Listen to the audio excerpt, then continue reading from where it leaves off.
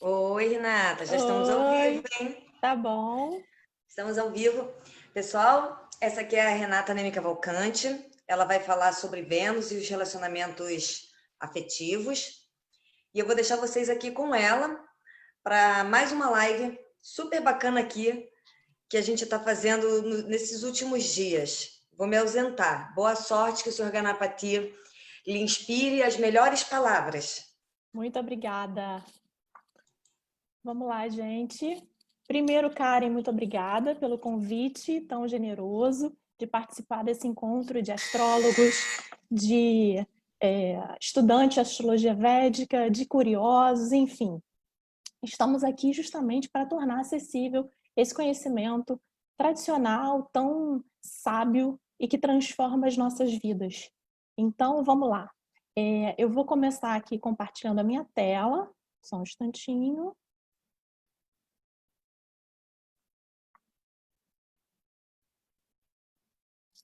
Bom, vamos lá então.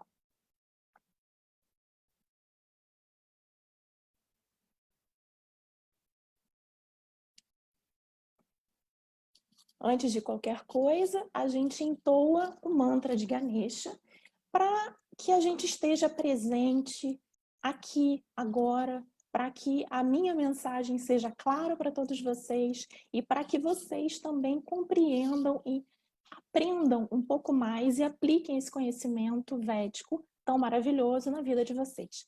Então, vamos lá, fechando os olhos, para quem quiser. Om Vakratunda Mahakaya Surya Koti Samaprabha Nirvignam Kurume Deva Sarvakaryeshu Sarvada Om Shri Mahaganapataye Namaha. Então vamos começar a falar sobre Vênus e os relacionamentos afetivos. Mas antes, a gente vai falar um pouco sobre o mito de Vênus.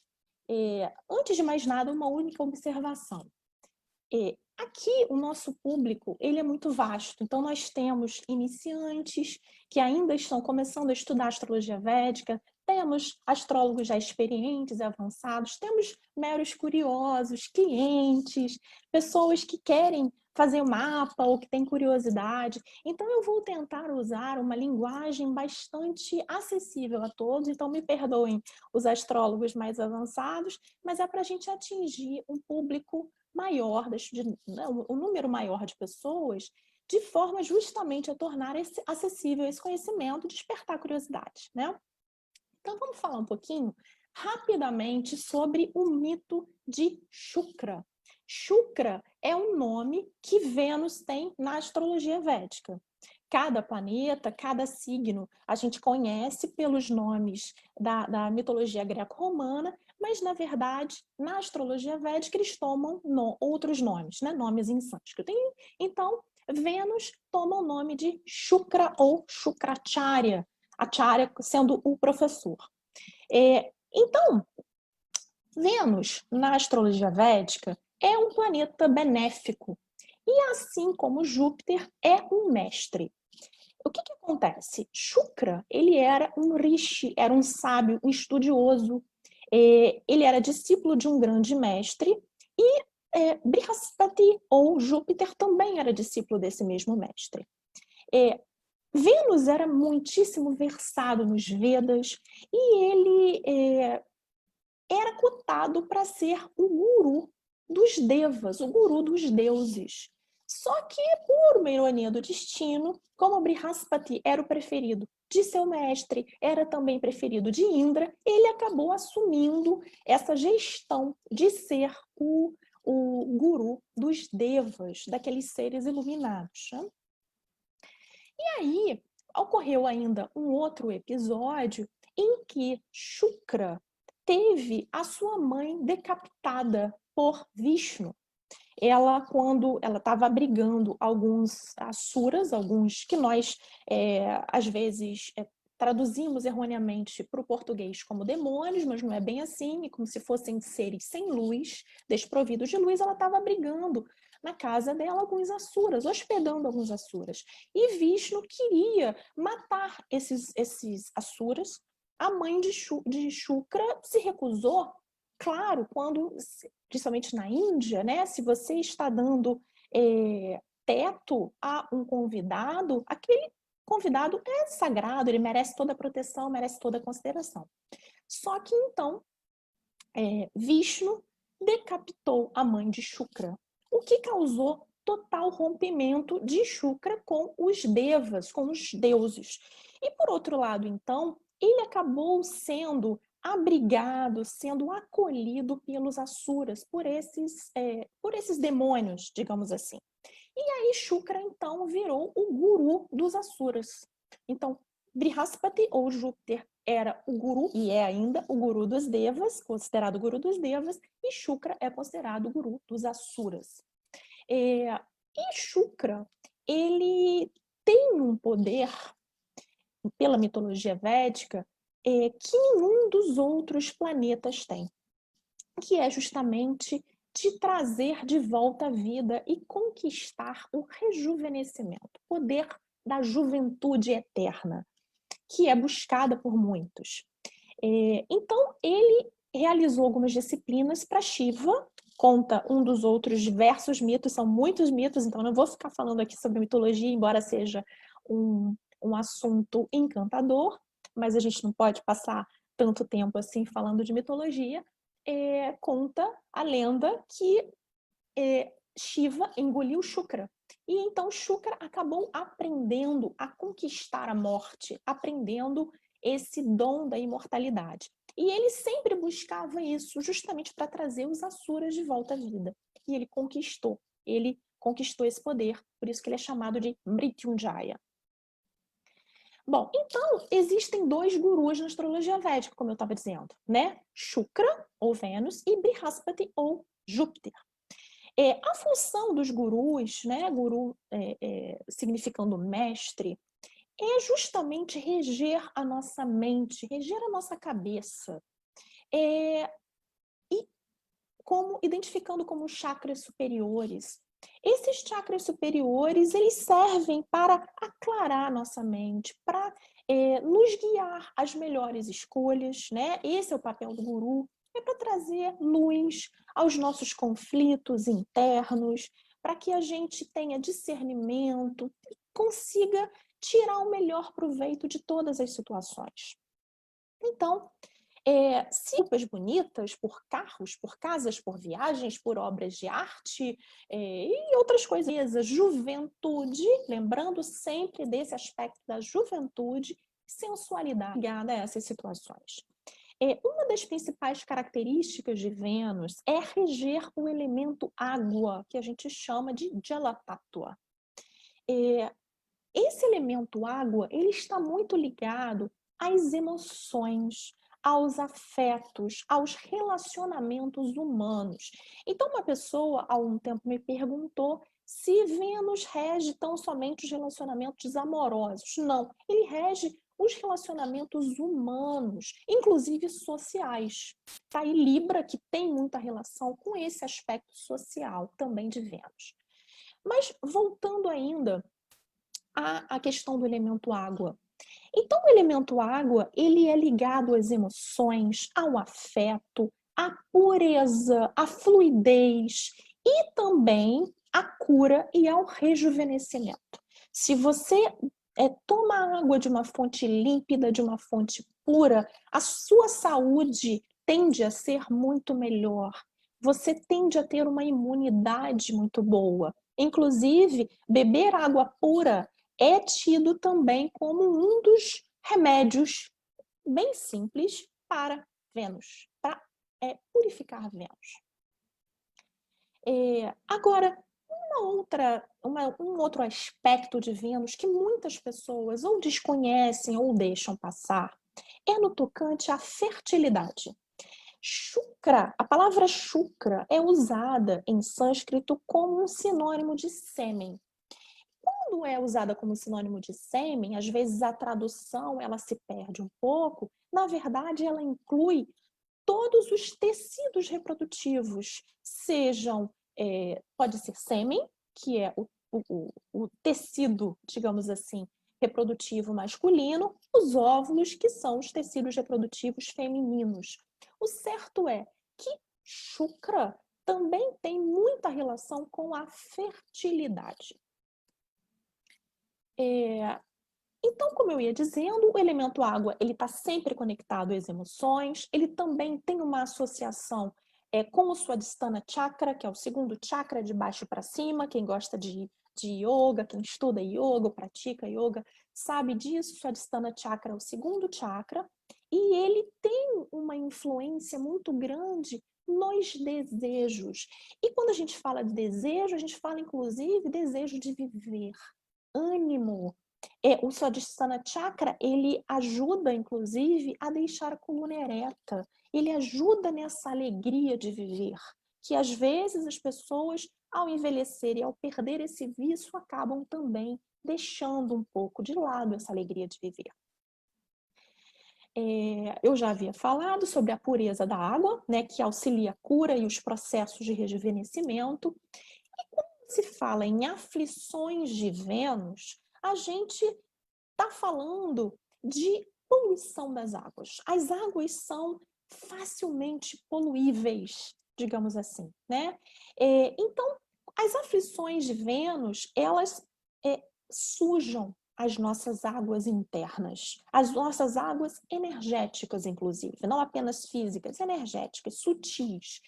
E aí, as consequências recaem justamente sobre todos esses significadores de Vênus.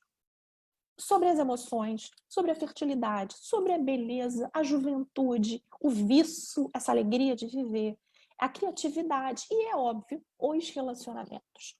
As medidas corretivas de Vênus, elas acabam impactando também na busca pela purificação dessas águas.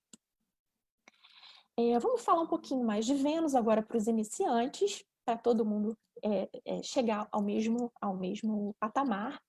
Então, Vênus rege 2 signos. O primeiro signo é Touro, que é o segundo signo, e Libra, o 7º signo.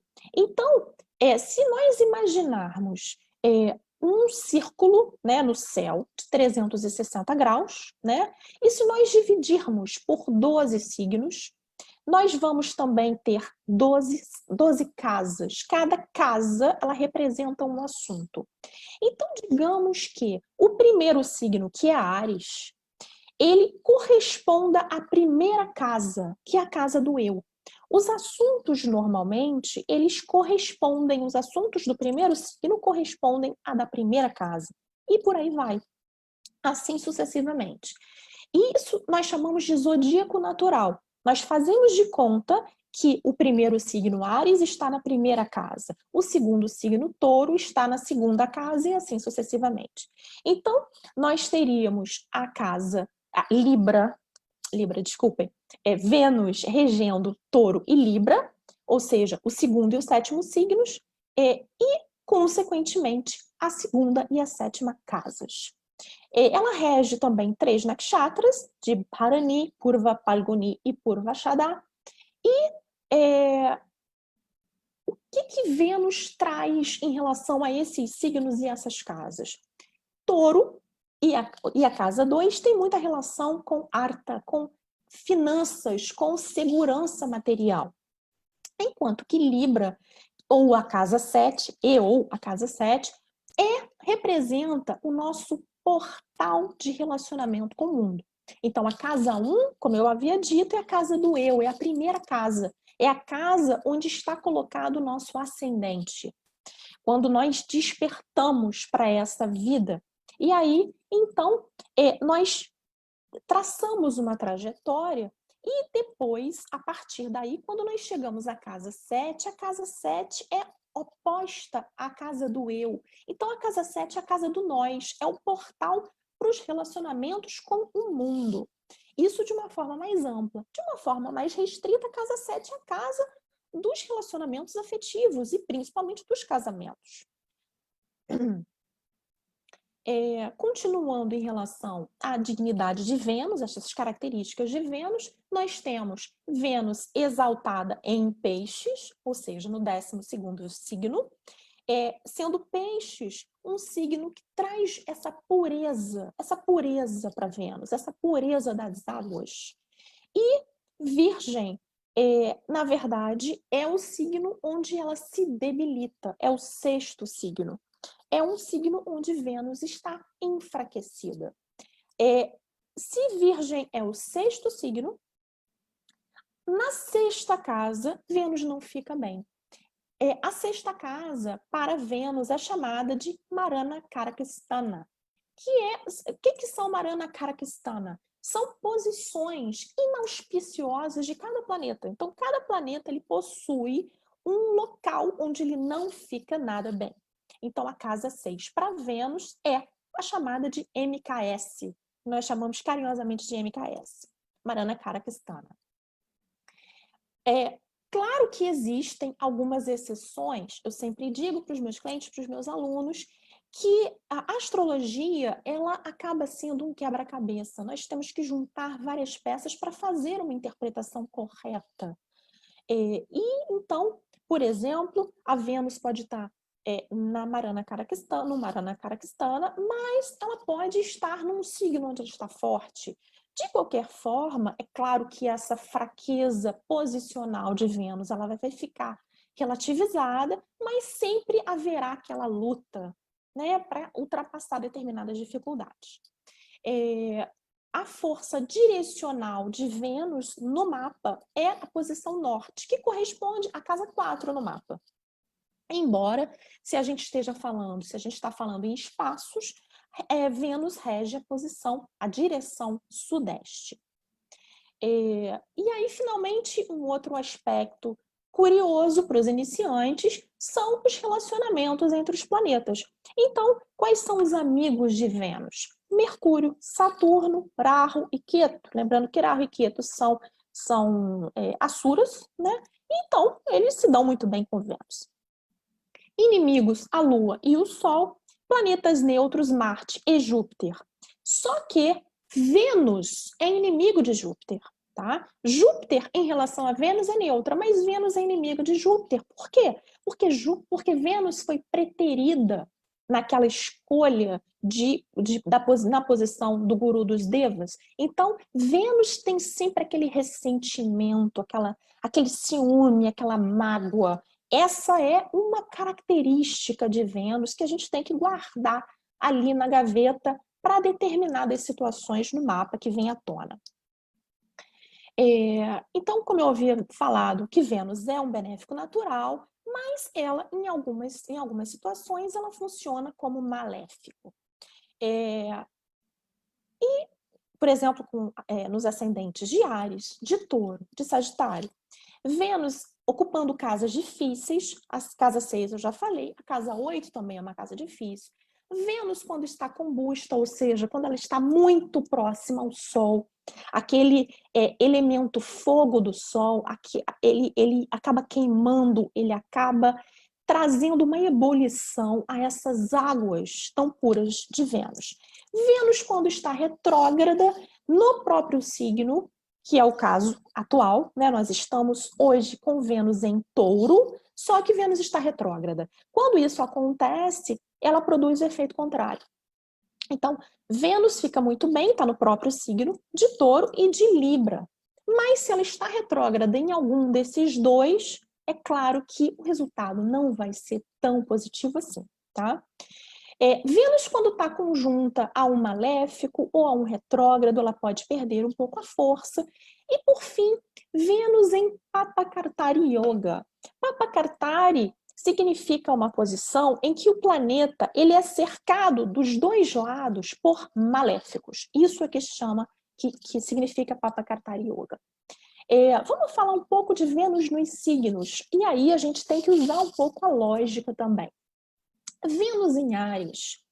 Áries é um signo regido por fogo, então Vênus em Áries, regida por Marte, né? Vênus em Áries, ela não fica muito bem. Imagina a gente colocar uma leiteira com água no fogão, né? ela vai entrar em ebulição, essa água vai se perder. Então, a Vênus em Áries, ela acaba sendo muito explosiva, passional, impulsiva, tende um pouco ao individualismo. Vênus, ela na sua própria essência, ela tende a ceder um pouco mais. Mas quando ela está em Áries, ela fica no signo 1, lembra? O signo 1, o signo do eu, então ela acaba sendo um pouco individualista e também com muita sensualidade, esse fogo excessivo, esse excesso de paixão. Vênus em Touro, ela está domiciliada, ela está confortável, traz prosperidade, facilidade em lidar com as emoções, porque Vênus ela lida muito bem com as emoções quando está bem, né? O fluir das águas está sem nenhuma obstrução. Vênus em Gêmeos, Gêmeos é um signo regido por Mercúrio. Mercúrio é um planeta muito rápido, é um planeta muito intelectualizado, é um planeta que é bastante racional e é muito jovem também. Então, Vênus em Gêmeos acaba tendo aquela necessidade, traz uma jovialidade para Vênus, mas uma imaturidade também. Traz necessidade de estímulos intelectuais o tempo todo, um pouco de mutabilidade, um excesso de movimento. Então, é preciso que haja sempre muitos estímulos para que essa Vênus não caia numa posição de tédio, por exemplo. Vênus em Câncer. Câncer a gente sabe que é um signo bastante emocional, bastante maternal, ligado à família, caseira. Então a Vênus em Câncer, ela traz aquele cuidado, né? Depois a Vênus em Leão, Leão, aquele signo forte, regido pelo Sol. Então aqui a Vênus, ela é vaidosa, ela é carismática, ela tem talento artístico, mas ela às vezes é um pouco dramática, ela deseja muita atenção e tem dificuldade de ceder, parecido lá com a Vênus em Áries. Depois a Vênus em Virgem é o signo da debilidade dela. Então existe uma dificuldade muito grande em lidar com as emoções, em aceitar o outro como é. Existe um excesso de crítica, também de racionalidade, uma exigência, uma insatisfação e até uma certa imaturidade também, já que a gente está falando de um signo também regido por Mercúrio. Vênus em Libra também está muito bem. A gente está falando do signo que é chamado de mula tricona. O que é mula tricona? Mal comparando, é o que a gente chama da oficina do planeta. A oficina de Vênus, onde que Vênus produz os maiores efeitos. É justamente em Libra, é o signo dos relacionamentos.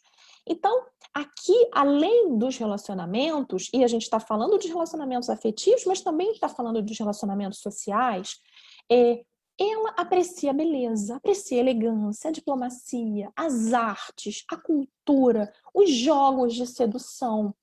Então, Vênus em Libra, ela fica maravilhosa. Mas, é claro que a gente tem que analisar outros aspectos. Vênus em Escorpião, uma posição complicada e negativa. Vênus aqui fica muito passional, as emoções turbulentas, muito intensa, sexualizada. O Escorpião também é um signo regido por Marte, também traz essa situação de ebulição, mas de uma forma mais profunda, né? Mais complicada. A Vênus em Sagitário traz um desejo de liberdade, mas uma generosidade também, emoções equilibradas, uma necessidade de compartilhar aprendizado, de aprender e também de ensinar. A pessoa, muitas vezes, tem necessidade de encontrar um parceiro com quem ela aprenda. A Vênus em Capricórnio, ela é muito pragmática, ela é muito fiel, ela é muito leal, ela é comprometida, ela tem facilidade de se comprometer. Mas ela não costuma ser muito romântica. Ela é muito, como eu falei mesmo, pragmática. Depois, Vênus em Aquário. Vênus em Aquário, Aquário é um signo que eu chamo de missionário, humanitário. Então, Aquário, a Vênus em Aquário, ela necessita de liberdade, de independência, ela é progressista, ela tem uma conexão muito grande, muito forte com o coletivo, então ela acaba precisando de alguém que também compactue desses princípios, esses princípios elevados de amor à humanidade.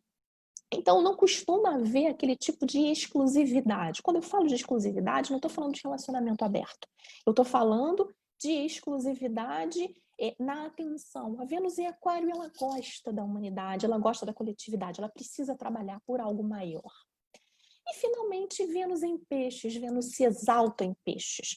É aquele signo que dá a exata noção do amor, que se aproxima o máximo possível do conceito do amor incondicional.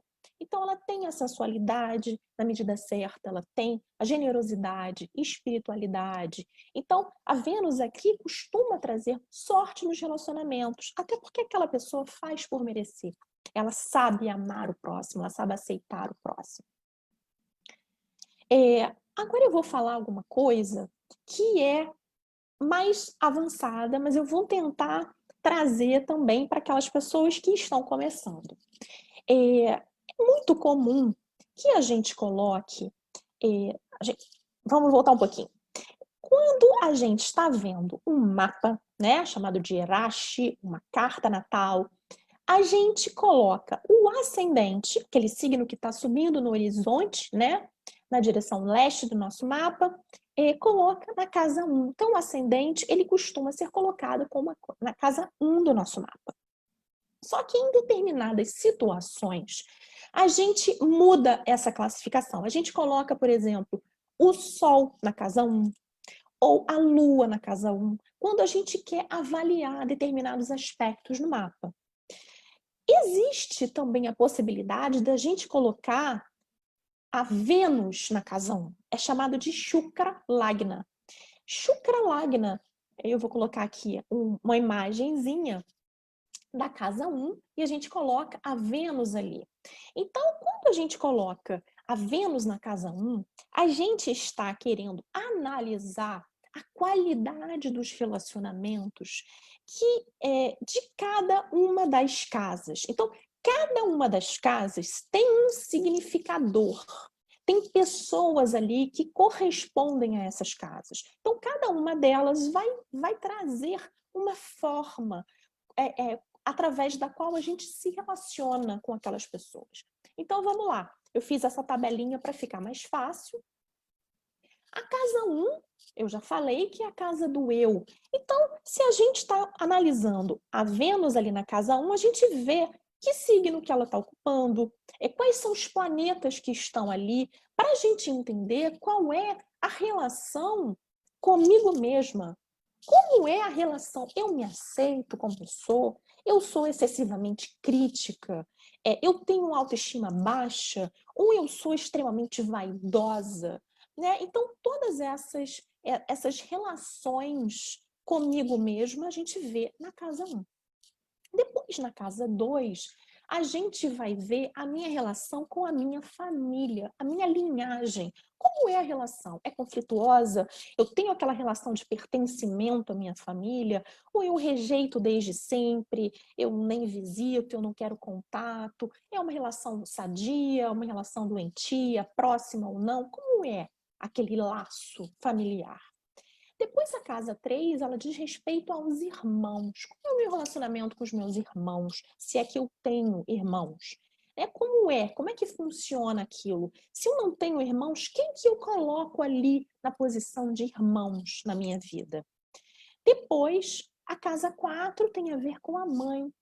De que forma eu me relaciono com a minha mãe? É uma relação saudável, forte, doentia, com aquela proximidade que chega a ser patológica? Ou se é uma relação fácil, tranquila, que flui? Esse verbo fluir está sempre presente aqui quando a gente fala de Vênus. A casa 5 tem a ver com filhos. E lembra que eu falei sobre uma das características de Vênus que tem a ver com a fertilidade. Então, o regente da casa 5, ele vai me dizer também como é que é essa minha capacidade de gerar filhos? É fácil? É difícil? Onde é que está esse planeta que rege a casa 5? Depois, a casa 6 tem relação com os animais de estimação. Eu sou apegada aos meus animais, eu tenho animais, eu não gosto de animais, eu os trato como filhos ou não, e também dos funcionários, dos empregados, dos subalternos, as pessoas que, de certa forma, trabalham sob a minha supervisão. Como é que essa minha relação? Eu sou tirana? Ou eu sou amiga? Sou democrática? A casa 7 tem a ver com o cônjuge, a natureza do cônjuge, a gente pode ver pelo regente da casa 7 e também o momento do casamento, de que forma que vai acontecer aquele casamento. A casa 8 tem a ver com os hobbies, tem a ver com o lazer, o que eu faço depois do trabalho, o que eu faço para relaxar, o que eu faço para me divertir, tem a ver com a casa 8. A casa 9, com os pais, com os meus professores, com os meus mestres. Como é essa relação com meu pai? Como é a relação com os meus mestres? A casa 10 tem a ver com a minha profissão. Eu amo o que eu faço? Aquilo ali é o meu segundo lar? Ou eu faço apenas por obrigação, não gosto? Me sinto um pouco realizada? A casa 11 tem a ver com os amigos, a minha relação com os meus amigos. Às vezes, tem pessoas que são tão próximas dos amigos que acabam substituindo os familiares pelos amigos. E, finalmente, a casa 12. A casa 12, ela diz respeito à repulsa. O que não me atrai no relacionamento? O que me repele? O que repele um relacionamento na minha visão? Então, essa é uma visão muito mais avançada, mas que tem muita lógica se a gente for pensar em relação aos relacionamentos nos diversos enfoques. Aí eu já vou respondendo algumas perguntas que me foram colocadas. Se o Dasha de Vênus pode dar casamento? Sim, é possível que dê casamento, né? É muito provável que dê casamento, mas a gente precisa analisar a posição de Vênus no mapa e, inclusive, no Navamsha, que é aquele principal mapa divisional que a gente tem, que tem muita relação com o casamento, com o cônjuge. Os dashas, eles podem ser interpretados de várias formas combinadas. Então, a gente vê, por exemplo, o dasha de um determinado planeta, o período daquele determinado planeta, e a gente vai buscar onde é que aquele planeta está em termos de signo, em que casa que ele está, quais as casas que ele rege, quais são os planetas que estão ocupando, que estão aspectando, tudo aí a gente vai analisar a qualidade de Vênus para analisar a qualidade do período de Vênus. Então, pode dar casamento? Sim, espero que dê. Casamento muito feliz, mas a gente não pode afirmar com certeza, senão analisar o mapa. A análise da posição de Vênus no mapa do parceiro é relevante? Sim, é bastante relevante. Se a gente está falando da forma de relacionamento, se as Vênuses de ambos são compatíveis, é claro que isso favorece bastante um relacionamento, a compatibilidade. Embora, quando a gente fala em compatibilidade entre um casal, a gente precisa analisar, em primeiro lugar, a Lua. A Lua é o principal astro, o principal graha, para a gente analisar a qualidade e a compatibilidade de um relacionamento. E aí eu trouxe aqui uma imagem linda da Mahalakshmi. A Lakshmi é a deidade, a deusa que personifica melhor as qualidades de Vênus. Por que eu trouxe? Para falar um pouquinho, rapidamente, sobre os remédios para Vênus. Eu já passei aqui do tempo, mas como a gente entoou mantra e tudo mais, está faltando um pouquinho. Então, quais são os remédios para Vênus? A gente já sabe que tem as joias, né? Em termos de pedra, é o diamante, tem que ser com metal prateado, tem que ser usado no dedo anular, tudo isso. Mas, anelar, coloquei errado.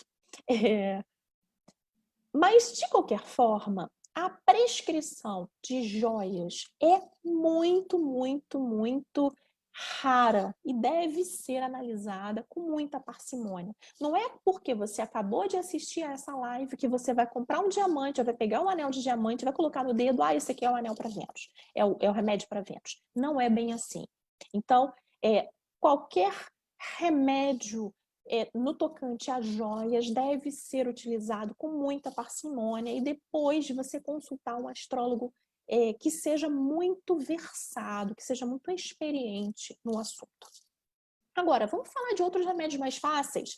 Por exemplo, doar uma imagem de Lakshmi. Você compra uma imagenzinha e doa para alguém. Engraçado que, curiosamente, a minha Vênus ela é meio ferradinha, mas eu vim há alguns meses da Índia, antes da quarentena, antes de estourar tudo isso, e eu trouxe justamente uma imagem da Mahalakshmi e dei para um conhecido. Ele queria, ele tinha me pedido e tudo mais, eu comprei e falei, não vou cobrar, e dei. Então, sem querer, eu estava fazendo remédio para Vênus. Uma outra coisa, ajudar as pessoas a se casar. Conciliar os casais, auxiliar de alguma forma, aconselhar, né? Então, se você é astrólogo, se você tem a Vênus ferrada, começa a fazer sinastrias, começa a analisar, começa a avaliar essa possibilidade também, porque é uma forma de você empoderar um pouquinho a sua Vênus. Existem 2 mantras de Vênus, né? O mantra de Vênus propriamente dito, e o Bija Mantra de Vênus. Eu vou cantar aqui rapidinho. Om Dram Drim Daum Saha Shukraya Namaha. E o outro é Om Shum Shukraya Namaha, que é mais fácil. Bija Mantra, que é o mantra semente. Você só coloca uma sílabazinha para trazer um empoderamento desse mantra e depois o Shukraya Namaha, que você está tão somente saudando o Shukra. Bom, então vamos lá para a conclusão, já passei um pouquinho do tempo. No tocante aos relacionamentos, às vezes a gente sofre, a gente se sente muito mal, a gente quer sempre buscar a felicidade. Mas o certo é que nenhum relacionamento nenhum é perfeito. Porque o relacionamento humano, e principalmente o afetivo, o amoroso, e quando existe a coabitação mais ainda, é uma fonte constante de aprendizado. O outro, ele funciona como um espelho do eu. Ele traz, muitas vezes, o contato meu com as minhas sombras, aquilo que eu costumo me recusar a enfrentar em mim. Então, quando a gente está se relacionando, a gente enxerga muito dessas sombras no outro, mas, na verdade, essas sombras estão em nós. Lembrando dessa oposição entre a casa 7 do nós e a casa 1 do eu. Então, um está sempre espelhando o outro, um se opõe ao outro, então um está sempre olhando para o outro. Não é por acaso, porque a gente precisa aprender. A gente precisa aprender a amar e aceitar o próximo como ele é. É uma das lições mais difíceis da nossa vida, da nossa encarnação. E buscar a pureza de Vênus significa justamente encontrar o real sentido do amor, essa aceitação, que vai além das aparências, vai além desse glamour da sedução. Só assim, quando a gente ultrapassa essas aparências e o glamour da sedução, é que a gente atinge o real estado de felicidade. E aí, uma coisa que eu não coloquei é Saturno, o planeta Saturno, ele se exalta em Libra, justamente porque naquele momento de dificuldade, em que não existe mais beleza, em que não existe mais sedução, não existe mais glamour, é que você realmente atinge o amor incondicional, a aceitação do outro. E, consequentemente, você acaba se livrando de muitos conflitos, de muitos nós kármicos. Então, era isso que eu queria dizer.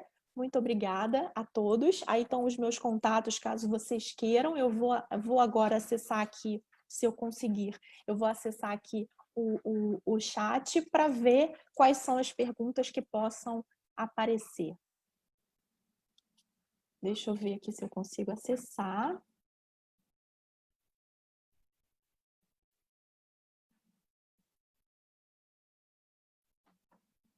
Perguntas. Em Escorpião. Em Escorpião, melhora? Tudo melhora. Vamos recitar o mantra de Shukra. Om Shum Shukraya Namaha, pronto, já vai melhorar. Vamos começar agora a entoar o mantra de Shukra, até porque nós estamos com Vênus retrógrada, ela só vai voltar ao movimento natural, movimento direto no dia 25, então até lá vamos nós todas entoar o mantra de Vênus. E aí depois uma outra pessoa falando da Vênus em Capricórnio, legal. Existe remédio para Vênus combusta? Tendo uma Vênus domiciliada mais combusta, quais são os seus efeitos? Bom, ela está domiciliada, já é uma grande coisa, mas ela está domiciliada, eu não sei se ela está em touro ou se ela está em Libra. Se ela está em Libra, sinceramente, o sol dela vai estar tão fraquinho que eu acredito até que a Vênus ela vai ultrapassar essa barreira. Mas os remédios foram esses que eu falei, tá? O principal remédio que eu gosto de passar para as pessoas é o entoar dos mantras.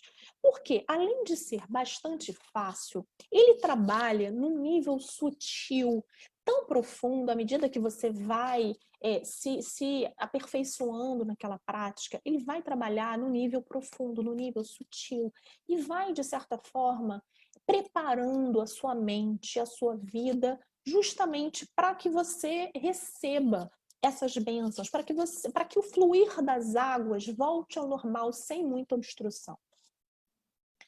Quais as configurações mais presentes em casos de abuso sexual? Bom, aí a gente não está falando tão somente de Vênus, a gente está falando de outras situações. Eu, por exemplo, já vi casos de abuso sexual de uma pessoa que tinha a Vênus na casa 6, tá? Mas é claro que existiam algumas outras situações muito mais aprofundadas, e eu acho que é uma hipótese que a gente pode usar até como estudo de casos. De repente, numa conferência mais aprofundada, é algo bem interessante. Conselho daria para quem tem Vênus debilitada conjunto a Marte. Mantra de Shukra, mantra de Shukra, mantra de Shukra, e ao mesmo tempo tentar apaziguar Marte. Mas eu preciso saber primeiro, eu preciso olhar o mapa e preciso olhar também em que signo que estaria Marte. Quais os efeitos de uma Vênus domiciliada na casa 6, conjunta com o Sol? Bom, a Vênus domiciliada na casa domiciliada em Touro, como eu falei, ela já fica forte, ela traz prosperidade. Ela, ao estar conjunta com o Sol, ela traz muito talento artístico. Você pode trabalhar, inclusive, com essas questões. Agora, na casa 6, ela pode trazer uma certa competitividade. Mas estando o Sol ali, pode trazer competitividade, inclusive, com mulheres. Mas estando o Sol ali, as coisas vão ficar muito mais tranquilas, porque o Sol, no final das contas, ele é mais brilhante, ele ultrapassa essas situações. Bom, mais alguma pergunta? Acho que não, né? São todas perguntas bastante complexas, tá?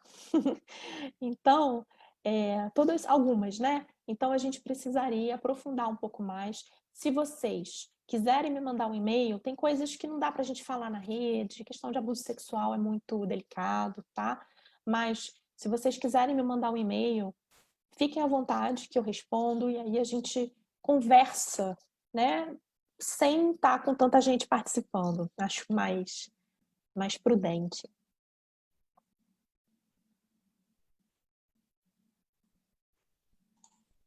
Então é isso aí, Renata. Sim. Terminamos a live? Terminamos a live. Podemos encerrar então. Eu quero agradecer a você, Renata, ao Pedro, que estiveram aqui fazendo essas lives. E, assim, que interessante, eu estava aqui observando, né, pensando aqui, como é bom ouvir o outro astrólogo falar do pensamento dele, do ponto de vista dele, porque abre nossos horizontes. A gente começa a ter pensamentos sobre o tema que ou a gente tinha esquecido, ou tinha deixado passar, ou que não tinha absorvido de outro modo através da nossa trajetória de vida. Então, isso é muito importante. As lives são muito produtivas, acredito, para as pessoas, tanto aquelas que são astrólogos profissionais, que estão aqui assistindo a gente, quanto, como você mesmo colocou, são amadores, são curiosos ou são profissionais. Elas têm sido muito produtivas para todos nós. E amanhã a gente tem mais uma live, né? Com o Paulo? Isso Não é? aí. A última live da Imperdível. semana. Imperdível. Ele vai fechar com chave de ouro. Tá bom, gente. Agradeço a presença de todos vocês aqui que nos prestigiaram. E até amanhã, nesse mesmo horário, às 16 horas. Até amanhã.